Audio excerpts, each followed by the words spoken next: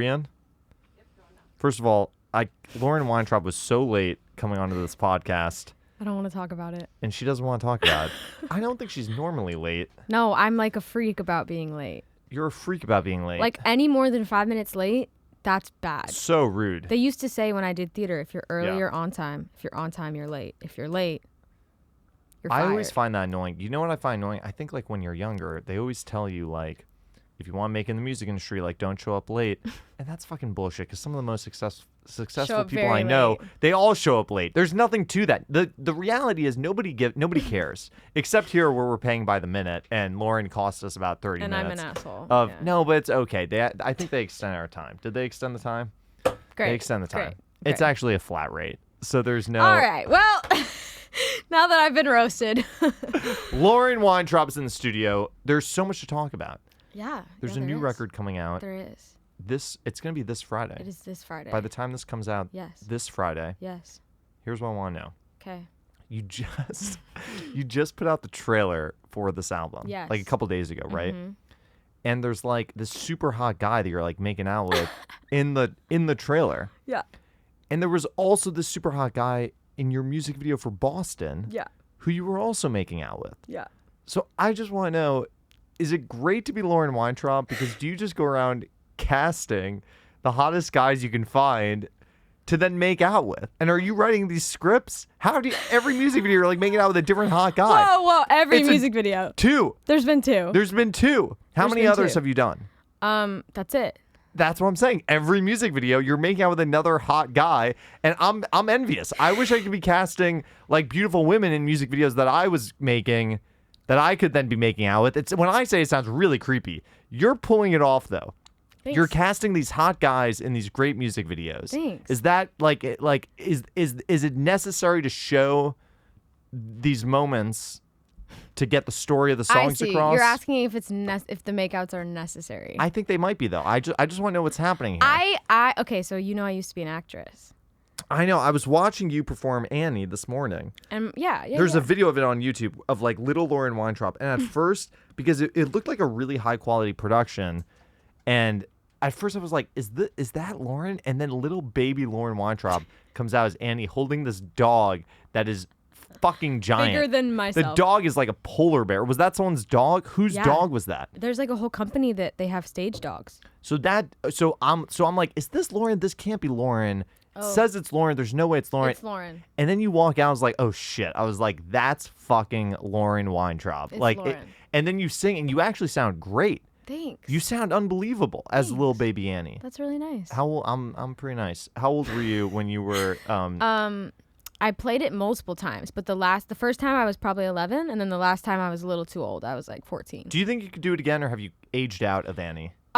I could recite every line in my sleep. But I mean, could you ever get casted again as Annie, or do you think you've aged out of it? I think we've aged out. That's a bummer about the character of Annie. It's such a short window. It's not like you're Alan Cummings who can play the lead in Cabaret for 40 years. This is true. It's a timeless character. It's an ageless character.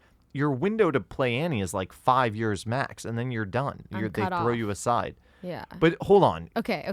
Back to the guys you're making out with in these videos. What I was going to say is that my favorite types of films are where no details are spared. I think it makes it more gritty, more like interesting.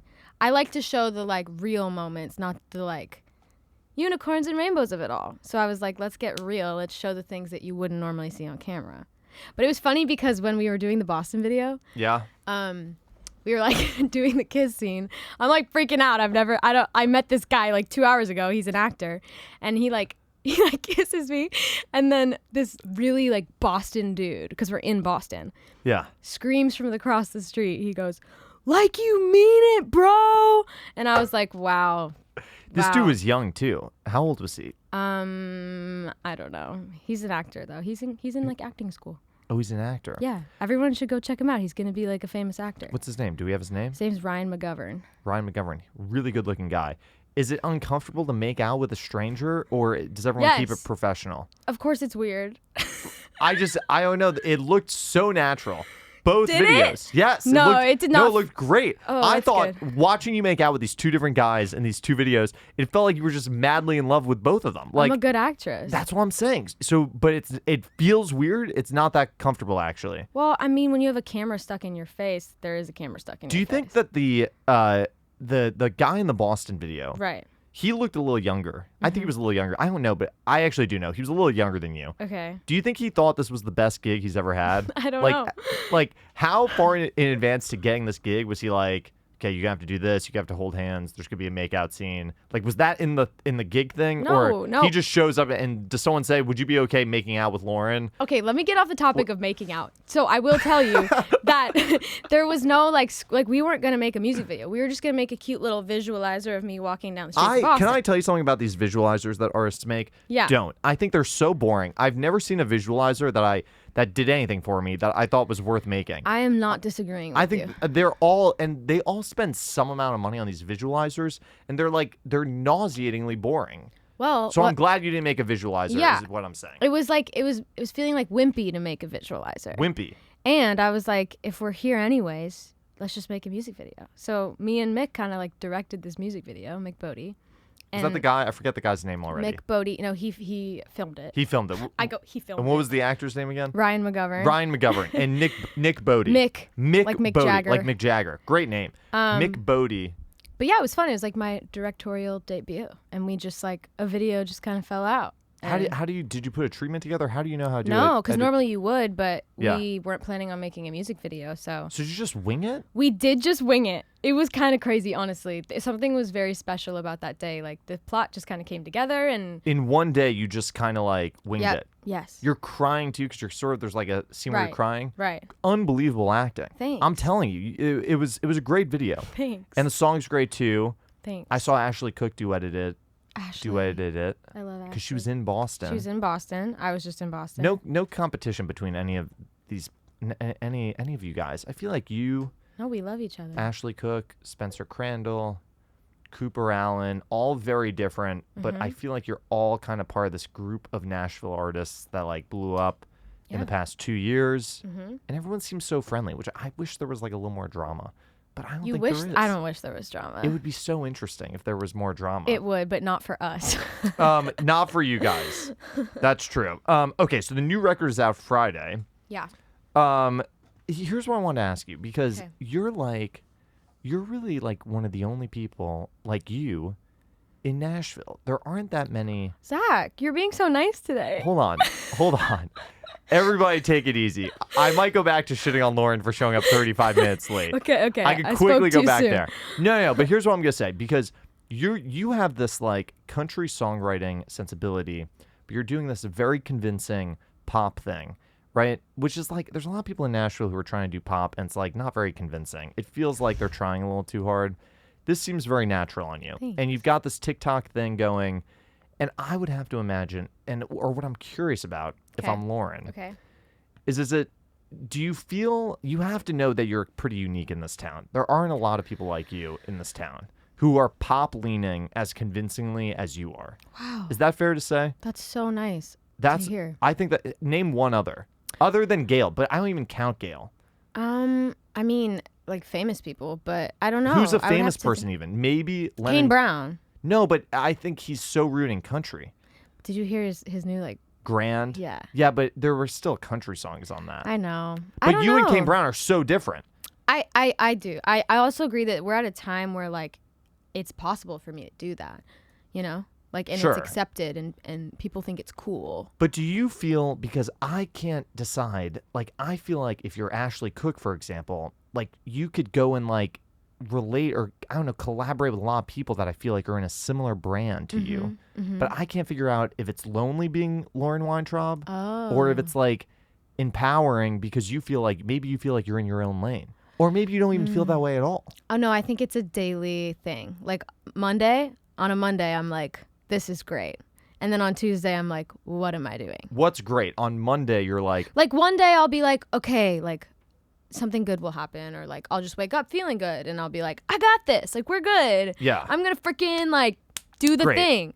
And then the next day, for whatever reason. but do you ever feel lonely For sure. But like, do you think that other artists in Nashville who are maybe more traditionally country, do you think that they would feel less lonely because there are other artists following a similar path? Yes. And I think you're trotting down a very different path than the average person in Nashville. Yes, sonically, I would agree. with your music. Yes.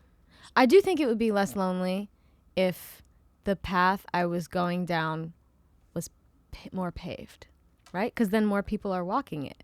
But like, I feel like I'm like in the middle of the woods, like chopping branches to try to. What part do you think is unpaved? Is it the sonic part, or is it the part that you're trying to be like? And I don't want to put words in your mouth because I don't know if you're trying to be fully a pop artist. No, I'm not. I think that I love pop music and I love country music, but I fall somewhere in the middle, and I think that that's okay. And it hasn't been for a long time. It's like, you are this or you are this. Yeah. And I don't like being put in a box. I never Don't have. put Lauren in a box. Yeah, don't put her in a box. Don't put Lauren in a box. What was I forgot your question. I don't even know. No. I do know. But what is the path that you feel you're trotting down that is uncharted? I do think it's a little bit of a sonic thing. And like we've spent the past year trying to figure that out, and still will always be, but I think it's like thematically too, like the things I'm talking about in my music or saying or maybe not have been said. I think so too, right? Yeah. And just like overall, like as a brand, what I want to like put out and believe and all that. Yeah, I don't know. Is Boston, I have to imagine that's a true story. Everything's a true. I call my genre nonfiction. Nonfiction. Lauren's genre is nonfiction. It's all real. I think I know who Boston's about. It's pretty obvious, right? I don't know. I'm not going to say it, though, but it's pretty obvious, right? Okay, good Does for he you. know who it's about? Does he know it's about him? Probably. Is that a power trip? Like, No. I think the best thing that could ever happen, I don't think I would ever break someone's heart, but if I did, the best thing that could happen is they would write a song about me. Are you saying no one's written a song about you yet? Actually, there's a Nelly song with a line that references me. Oh, yeah, you told me about that. That's actually real. Everyone go see if you can find it. Rocky Block put in, I forget what the song was, but it actually is like a very clear reference to me in the song. I actually forget what it is, but no, but I don't know. It's a slippery slope. I've had people write songs about me, and it just depends. In what setting? Like ex-boyfriend type people have written songs about you. Yeah. And I would be so flattered to be in a song. It depends if it's a nice song. Oh, and if people even know that it's you. Yeah. I mean, I don't know. I, for a long time, like, didn't want to put out songs because I was scared that that person would hear it or people who would know who it was about. But I kind of just got to a point where I was like, I'm just, screw it. Do you ever get nervous putting out songs that are so real? Like any of the past 5 songs that you've put out recently, have any of them made you...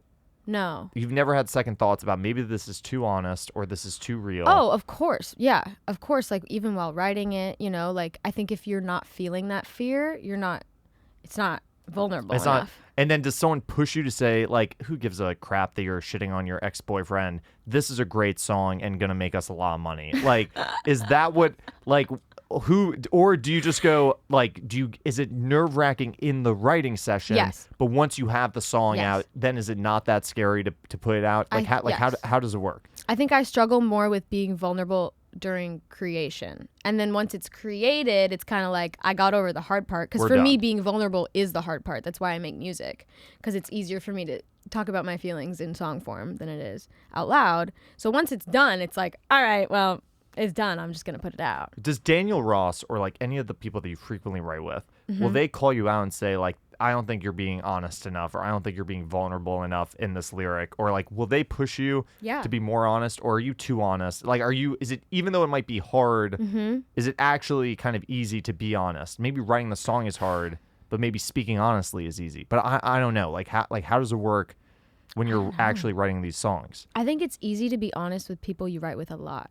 Like, if I have a first writing session with someone, unless we like vibe immediately, I'm like kind of like an onion. Like, you gotta peel the layers, Can someone do that? Like, in a first writing session with you, can someone get to your core and make you feel totally comfortable? Yes, but they also can make me feel like I don't want to tell them anything. What is there something that they do to make you feel comfortable? Yes. Like, what does someone do in a writing session with you to make you feel totally comfortable? That's such a good question. They ask so many questions. They ask a lot of questions. Yes. And why does that make you feel comfortable? Because it it makes me feel like I can just tell them all the tea. Like, they're asking, so I might as well. I'm not someone, it's funny, like a lot of artists I feel like maybe come into a room and just spill all their tea. I'm like not like that. Like, you gotta like pry it out of me. Do you feel like, and I mean this seriously, because most people who write with you are going to be writing with you as you being the artist in mind. Like most writes you have are writing with you, right? So does that mean, and I mean this really like genuinely, like I understand this dynamic. Does that mean that's kind of the responsibility of the writer to understand you versus for you to understand them? No, I think it's on both of It's on both people. Yeah, because someone could like be asking me all the questions in the world about myself, but if I'm in a mood that day where I don't want to be vulnerable, it's not going to happen. So then will you start asking them questions about themselves? Yeah, actually, I think use that as like flip a the script deflection. as like a deflection I definitely do that. Yeah. You'll start asking them questions. Yeah. And that will make you more comfortable in a write. Yeah. Because then there's a good rapport. Totally. And then you're not holding anything back. Totally. I think it's a good symbiosis. It's got to be like on both people. But when you're writing with someone like Daniel, who you know really well, then you're totally comfortable. Oh, yeah. He knows everything that's going on in my life. So it's like. He knows everything. I walk in the door and he's like, what'd you do last night? Like, he just like knows everything. And you can just. So that's got to be like, why would you ever write with anyone else? I don't know. I was having this conversation with Brandy Clark a while ago, and she was telling me that when Casey Musgraves was coming up, like her and Shane McNally and a few other people decided that they should just start only writing together for Casey because they just knew the world that she wanted to be in so well. And it was like, why would we pull in other people? Why would we ever? Why mess up a good thing? Yeah. So I don't know. I think there is something to that, and I kind of want to spend a good part of next year like just spending weeks with people and like actually just like honing in. And I'm like, it's hard for me when I get to a studio at 11 a.m. and you got to be out by 3. Like, I don't like to rush my. Isn't that a bummer? Like, why is that a case? Me that doing that today to come here. Do you think that's realistic though? To really, because I actually think that's like no, that makes so much sense. But how could you pull that off? I don't know. I think as an artist, it's hard because some songs are written in 25 minutes and some songs are written in 2 months. Like you just don't know. So it feels like a pressure thing. It feels more laid back when you have like the whole day or whatever and you don't know what's going to happen. Are pretty much all your songs written in one day, or do you ever go back and revisit them? No, She's Mine was written in like 3 days. Oh, I think I knew that actually. Over the span of like months. And you guys almost didn't even finish it. Yeah. We were like, is this crap? Like. But who says that it's great and we should keep finishing this? Me. I was like, no, it's great. It's good. How'd you know though? You just knew. I just knew. Daniel came in with that hook and we wrote the chorus. That was all we had. I'm pretty sure. And then we came back to write verses and we listened to the chorus. It had been like 2 months. And Daniel was like, this is good, right? Like, this is good? And I was like, yes, it's so good. And it just makes me laugh that like as creatives, we can create something that becomes a massive smash, but like have no idea in the moment. How often do you write a song, you go, is this good? And you go, yes, this is good. Or Daniel goes, this is good. And then it sucks and nobody ever hears it. Literally all the time. All the time. So the fact that this one actually ended up being good was just sheer luck. Total coincidence. No, it's funny. I feel like anytime I'm in the room and I'm like, this is a smash, it's not. It never is. Yeah. Here's what I want to ask you, because you brought up Brandy Clark. Okay. And you signed your publishing deal when you were in college, and you dropped out, and everybody knows this, and it's like iconic. At this point, it's the story of legends. Yeah. Oh my God. Yeah, okay. Absolutely. You and like, who else signed publishing deals in your class? It's like you, Emily Falvey. Emily, yeah. Is there anyone else that signed deals like while they were still in school? Yeah. I'm trying to think. I don't know off the top of my head. No one relevant. So. Wow, Zach is like chose others. Violence today. Maybe some others. I'm sure there are some other relevant people. There's a girl named Mia Mantia. She just signed a deal. Well, people later, but while you were still in school. Oh, it's not coming to my mind, but I'm sure there's a couple. Sure there are. Okay, so here's what I'm trying to understand about how you signed this. You're trying to make deal. a point. I'm listening. No, I have no point to make, actually. There's no point I'm trying to make. I'm trying to understand something that I think blows my mind. Okay. So you have this meeting with Big Machine. I've never asked you this. You have this meeting with Big Machine. And on the spot, they offer you a deal. Yeah. Which I think is crazy because they easily could have waited and they could have thought it through. I don't know. It just seems crazy to me that Because it is. Because it is. So you literally you went in for what, like a first meeting? Yes, on like a Tuesday afternoon or some crap, and I sat down and played like 3 songs for Alex Huddle. What 3?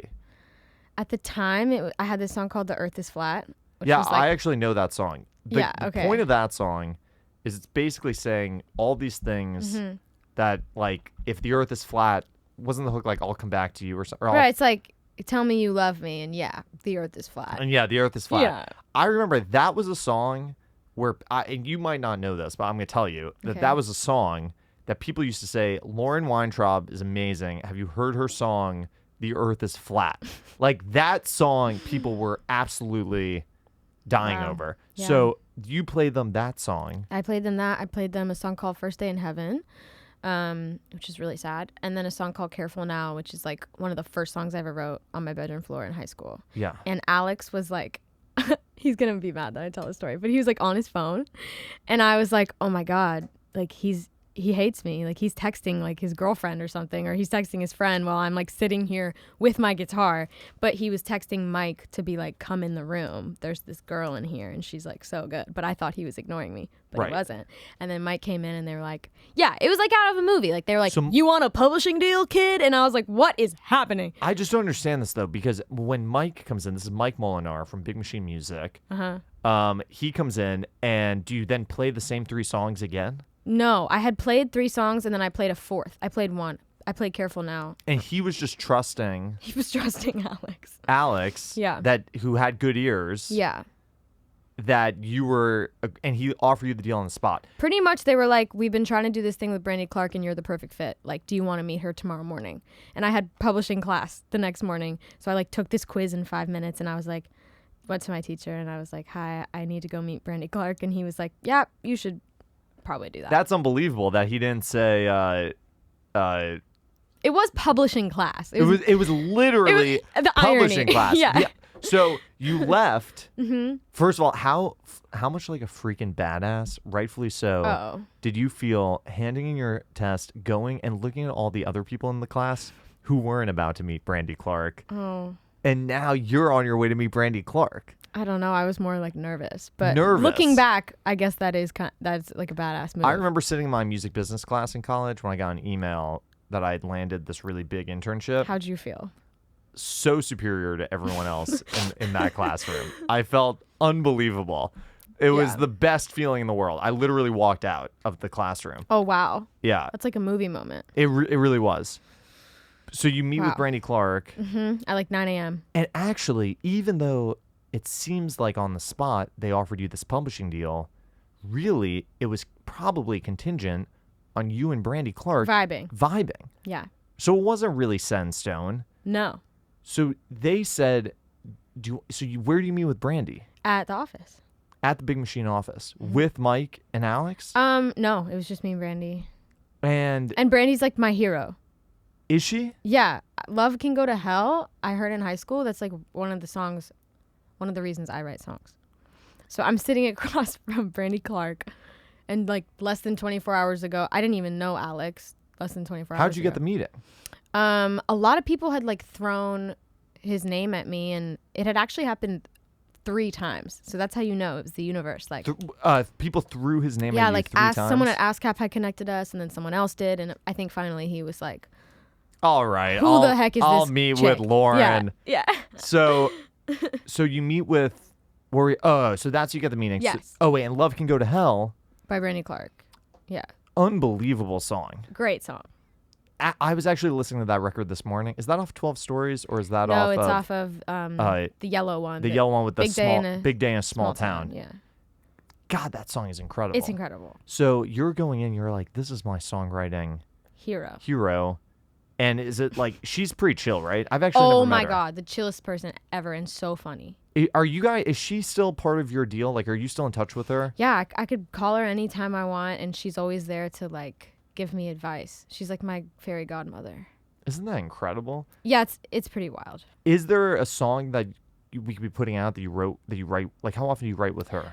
She's on the road a lot recently, but when the deal started, we would write together like every month or so, and there are some songs I've written with her that I love. That might come out? Yeah. So she says, so do you bond instantly? Do you play her a couple songs? I mean, yeah, I think I played her a couple songs. She went to Belmont, so we were talking about Belmont. And yeah, we just bonded. We like hit it off. And on the spot, what really happens? On the spot, does she say, I'm signing you? No, I think like they were going to go converse, but it was like there was this air of, we just want you to be here. And at the time I had a bunch of other offers. But you know, Brandy Clark is my hero. And also Big Machine's one of the coolest publishing companies in Nashville. Did you get other offers because that deal came in and then you leveraged it for other offers? Or just coincidentally? I probably should have, but funny enough. Oh my God, that would have been brilliant. I had like a bunch of offers before that. And then that was like the last offer. And I was like, I got to do this. Yeah. Wow. But I probably should have done that, yeah. Here's the thing that is crazy to me, though, which I think speaks so highly of Lauren, is... Here's what I'm going to say. I think it's hard to offer a Belmont student a deal on the spot, even if they're incredibly talented. Oh, my God. Because you don't know how dedicated they're going to be to this. Dude, they knew nothing about me. They didn't even know you, and they were basically getting engaged to you. Like they were committing to a long relationship. They're putting a lot of trust in me. They didn't even know if you were like it's easy to show up to Nashville and like write some songs, but they didn't know if you were in this for the long haul. But I think they might have just felt that, or they might have just seen that. I think so. I mean, I guess so. I guess they just got a vibe, but it is kind of crazy to me that it all happened so quickly. And also, it always makes me laugh that publishers sign writers every day without knowing. They're not in the room, you know? Like, these publishers sign these writers, but they're never in the room. They never know. You could be an asshole to the people. Does it matter, though, if you get great songs? I mean, I don't know. That's a discussion for another time. I think the only thing that matters is what happens when you go into the room. You can be an asshole and blow everything up. You shouldn't be, but you could be. And if you get masterworks from it, fine by me. Maybe you're right. I just won't work or associate with you, but but that's okay. But I'll listen to your music, and that'll be fine. Unless you're Kanye West, then I'm done with you. Right, yes. Okay, and then is it a relief when you graduate college? Or you didn't even graduate, you dropped out. Well, that was the other thing. They signed me without knowing if I was going to drop out or not. And we had a dinner with my parents, and it was very formal. Was that... Wait, you had a dinner with Big Machine? And my parents. And your parents? Yeah, talking about like school. Is that dinner kind of awkward, or is it kind of I think they were sweating. They were like... Your parents were sweating? No. The Big Machine people. Why? Because your parents are asking a lot of questions? Yeah, and like my dad's pretty intense, and like the topic at hand was me getting signed and dropping out of school. I like that the Weintraubs were making Big Machine sweat. And I'm 19, I like that. you know, and like my dad was the first one in his family to go to college. So like college, I mean, is overall, but especially in my family scene, is like a privilege, which it is. And are you like, Dad, stop asking the questions. I'm going to drop out and sign with Big Machine. Like, why are you making this difficult? No, I was like letting him have his moment. You were letting him I imagine you'd already made up your mind. Yeah. So wait, there's this dinner with Big Machine. And the Big Machine's basically saying, like, look, she should drop out of college and come what were they saying? She should drop out of college, but they were like, if she wants to, that's probably a good thing. They were really and this was when the deal was inked, or the deal hadn't been inked No, yet? it hadn't been inked. But I knew I was gonna leave because I'm very much a put all my energy into one thing person. Oh, so I wasn't gonna half-ass my first publishing deal. No way. Wasn't gonna happen. So if I go back one day, I'll go back, but I'll go back for like. Does that bother you, or do you even care that you like? I don't care right now. But do you feel like you might care one day, or you might feel unfinished? I don't know. And if I do, I'll go back and study like philosophy or something. Or you just become super famous, which we're already on the path. And then you're Taylor Swift and you get an honorary doctorate that shit, and you're in. You're so good. Yeah. That's what I would do. Yeah. But it's got to be a relief, because now I feel like artists, when people move to town or they come to town, the first thing that everyone tries to hustle for is like the publishing deal. Yeah. And then once you have it, I feel like it's a relief. For sure. I mean, but that's really when the work starts. I think you feel relieved for like 2 seconds, and then you're like, all right, this is where the real work begins. Do you really feel that way in like an overwhelming sense, or is it just kind of like now I feel like now it's easy to show up when people know where you're going to be every day, which doesn't mean it's easy to show up and write hit songs, or it doesn't mean it's hard work. But I almost think a publisher takes over your calendar, starts setting up your rights. Right. And then I feel like that's probably when it starts to get really fun. But does it feel stressful? Because now you feel like they took a shot on me. Right. And you want to prove yourself. And you got to prove yourself. For the first year, I was having a lot of like imposter syndrome, if you will. Like Really? I was like, yeah, I was writing with my heroes. I was like sitting on Nathan Chapman's couch 2 months later. And I was like, oh my God. I'm like, this is all a joke. Like, how did I get here? You know? And you have to kind of acclimate and find time to realize like, I wouldn't be here if I didn't get myself here. And like, I have good ideas and like, he also wants to, you know, it's funny. Oh, yeah. I feel like when I've written with a lot of my heroes and I tell them like they're my hero, they're like, well, I'm trying to impress you too. And I'm like, do you really crazy. think so? Do you think Nathan is trying to impress you? I mean, maybe not Nathan. He's Nathan Chapman, but like. But maybe he is. But maybe he wants to show how great he is. I love him so much. And I think that hit writers like that, maybe they feel like they want to show that they still have it. Every day. I would feel that way. Even if your last hit went #1 yesterday, you still would feel like that, right? There's still that piece of your brain that's like, will I ever write another? Write another. Which is crazy because your best work is always ahead of you, hopefully. Do you think so? Because I feel like I could point to many artists where that's simply just not true. I think if your best work isn't ahead of you, that's a problem. But it is a stressful. I think every creative has days where they're like, did I lose it? But like, I think it's Elizabeth Gilbert has a quote where she's like, creativity is a river. It is not going away. It is flowing. Sometimes you just can't tap into it as much. And that's okay. Right. And you're a triplet. Yeah. Two brothers and an older brother. Mm-hmm. When you drop out of college, were your two other brothers like, what the fuck? She gets to drop out of school. Oh, can we say fuck? I didn't know if you could say anything you want. And we have to keep working. That seems so unfair to me. But maybe they were supportive and maybe they were cool with it. They weren't going to chase this dream, the same dream that you were chasing. Yeah. I mean, everyone has different dreams. I think maybe, I don't know. Maybe they were kind of like, damn, I want to do that. But if they had, my parents probably would have been like, cool, because I had the coolest parents in the world. I believe that. Or they would have said, go out and get a publishing deal, and then you too can drop out. Yeah. Okay, so the new record, This Is Your Brain on Love. This Is Your Brain on Love. Out November 4th. Mm-hmm. How many songs are on this? 6. So this is borderline EP. Yeah. Or it is an EP. It is an EP. Mm-hmm. It's not borderline EP. Are these all new songs that aren't out, or no. are any out yet? Yes. Some are out, and then there's some new ones. How many new ones are being added? 2. I was begging to get an advanced copy of this, and nobody sent me. Oh my anything. God, I'll send it to you after this. Send me the advanced copy. So okay, and then the single Over Here. Mm-hmm. That's not out yet. No. That's on TikTok. It is on TikTok. This is a great hook. Thank you. Over Here. Yeah, you can't get over her over here. You can't get over her over here. Mm-hmm. Is this a real story? Of course. When you say it's me. When you say it like that, it makes me feel like, oh, of course. But is it how real is real? There's truths, and then there's truths. How real is this story? Inspiring. I could be a fucking songwriter. Somebody get me in a room. What do I have to do to get into a writer's room? Let's write a song after this. No way. No, you're too busy. I was late.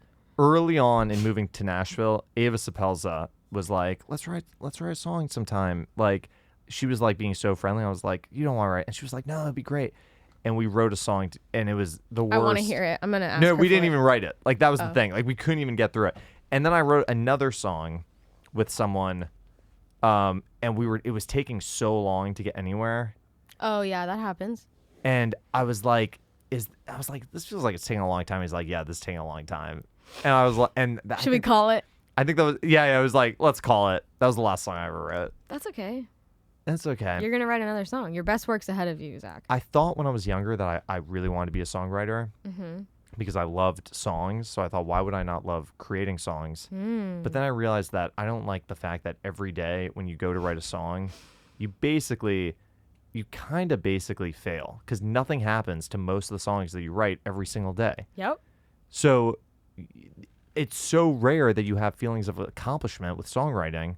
Look at me telling you about songwriting. I don't know anything about songwriting. It's true.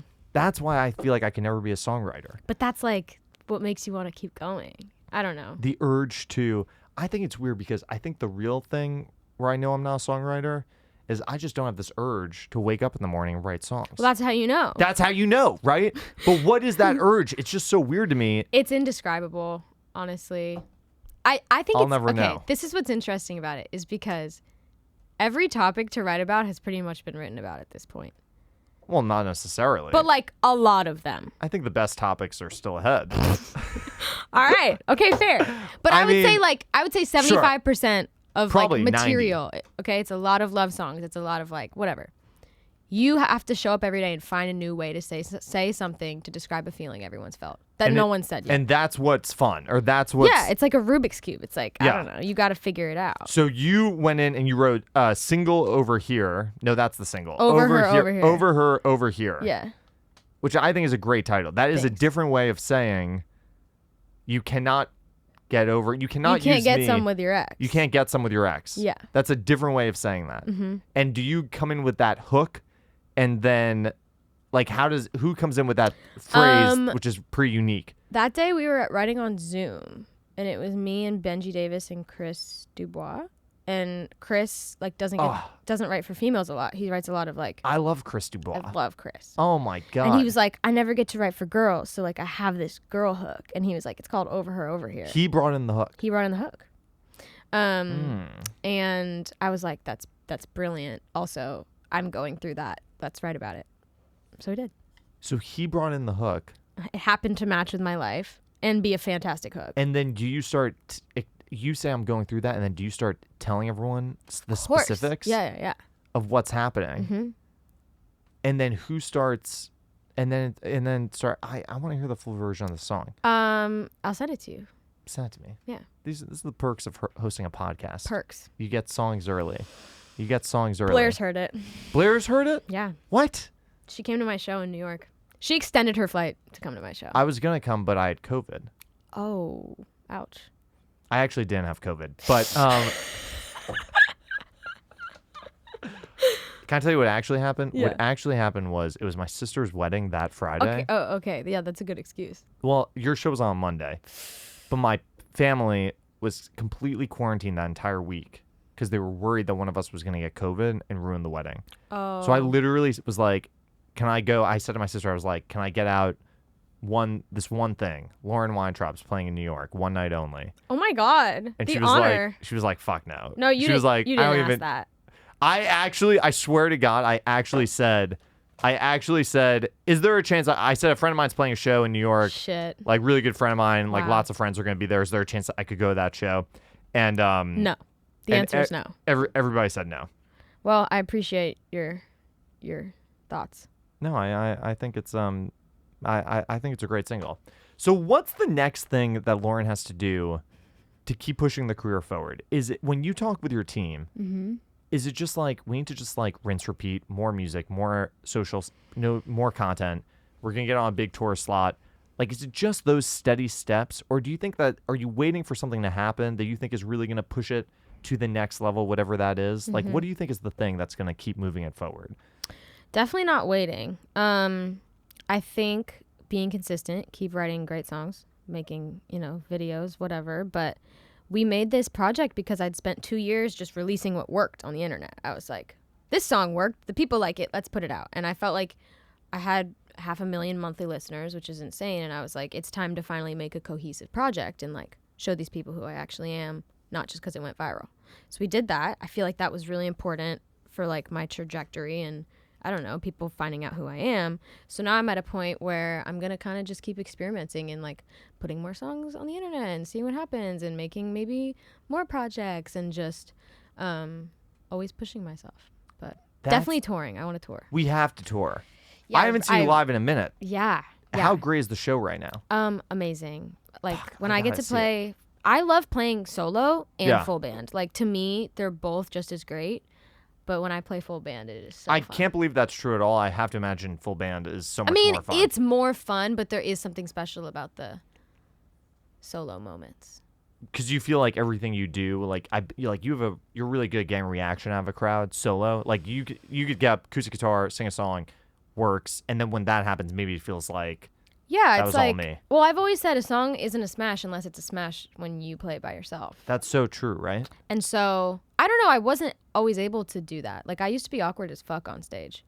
Really? Because I saw you play at the Bluebird years ago. Was I awkward as fuck? No, you were very confident. I remember being good. like, I remember you were like very confident, Oh, and you were good. young. You were probably Yeah, I was a freshman in college. Was that when I met you that day?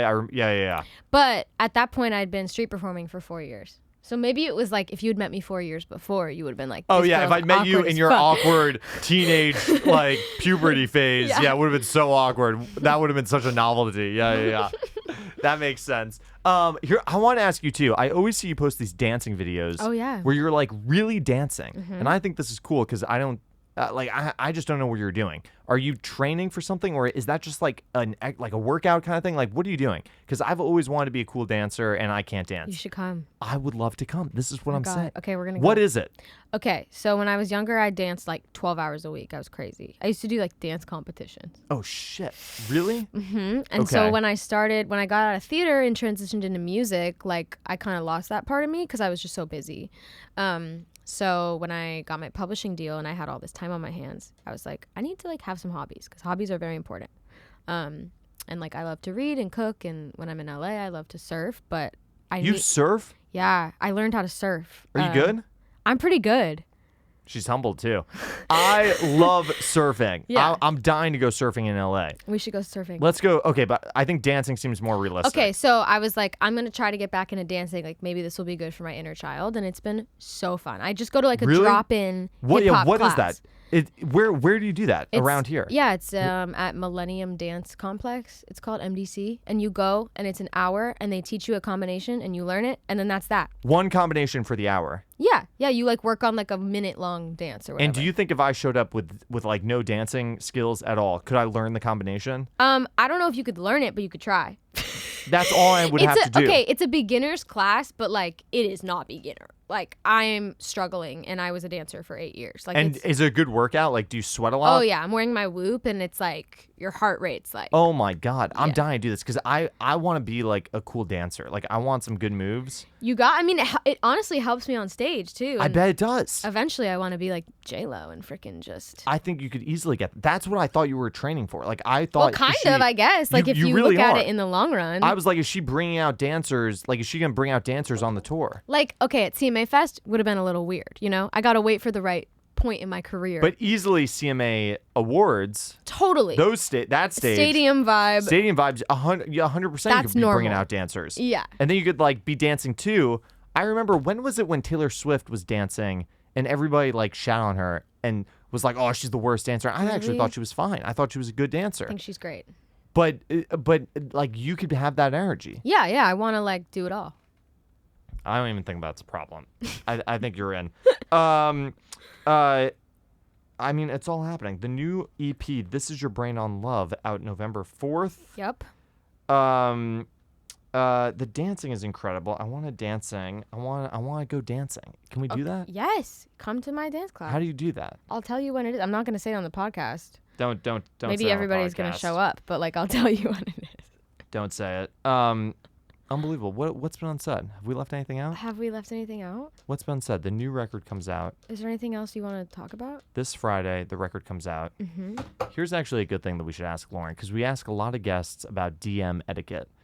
Oh my About- God. About how to slide into DMs. How to slide into DMs? Yes. Really? First of all, I want to know, do a lot of fans DM you who are like weird? Like, do you get weird fans DMing you? Of course. Like creepy guys who are trying to like, I mean, I hate to frame it as creepy guys, but yeah. guys who are shooting their shot in the DM. Yeah. Is there anything that anyone could say in a DM if they're a complete stranger that would win you over?